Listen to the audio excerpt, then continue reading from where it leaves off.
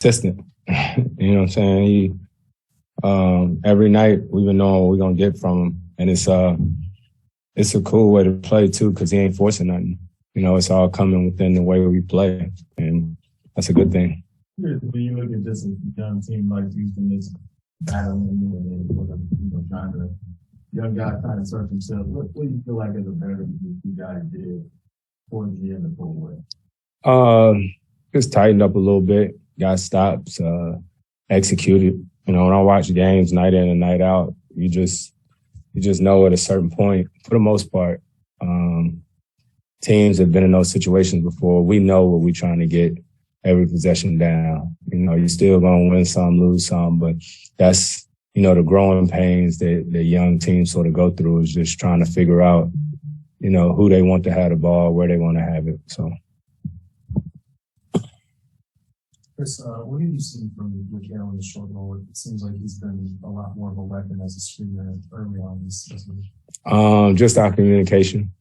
Something me and Kale had talked about since my first year here. And, you know, we both getting better and better at reading that. And that's another weapon for us. Looking at Cam in terms of him being that starter role, he said he obviously knows the shots are coming for him in the fourth when they pay attention to you. And how good to see him early on knowing that. It's so good just to see him letting it fly. You know, we got a drill at practice called Let It Fly. And when you shoot it like Cam, make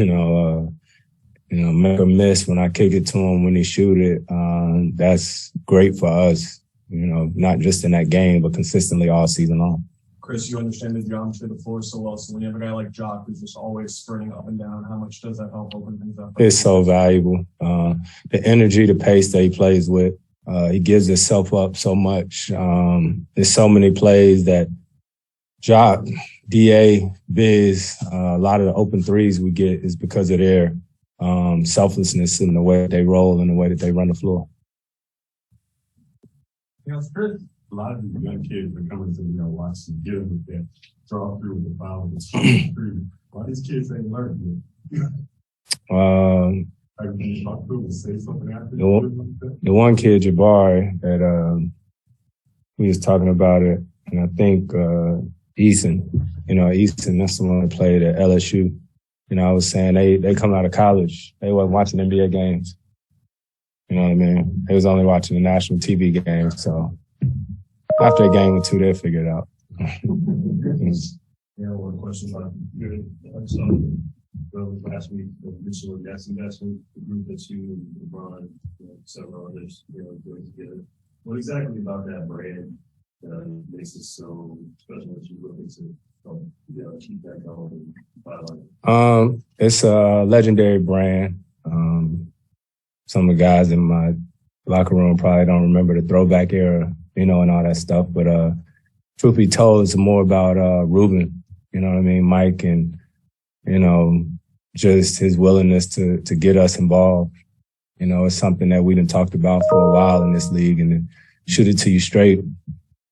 We play in this league, guys play for a long time, and there's so many things that we're not allowed to do, right? Like guys aren't allowed to be or invest in businesses that the different governors of the team already, have ownership in, which is tough, because when you're in this league, it can be a very short amount of time. So you try to leverage the relationships that you have and things like that. And so with Ruben divesting, his ownership with the Sixers, him being willing to teach us and to talk and communicate to us about business and opportunities in life after basketball, I appreciate him more for that opportunity more than anything. So. Seems like a lot of the investment group of players would come from that early 2000s time, when you first came in, LeBron first came in, with several others, that brand of power. Yeah, somewhat. Just to let you know, it wasn't like we all talked about it. You know what I mean? Like honestly, we didn't all know each other was doing what we were doing. You know what I mean? But I think it's more so about Ruben. Like I said, getting us to be a part of it. So we appreciate that. And we we want to continue to do things like that.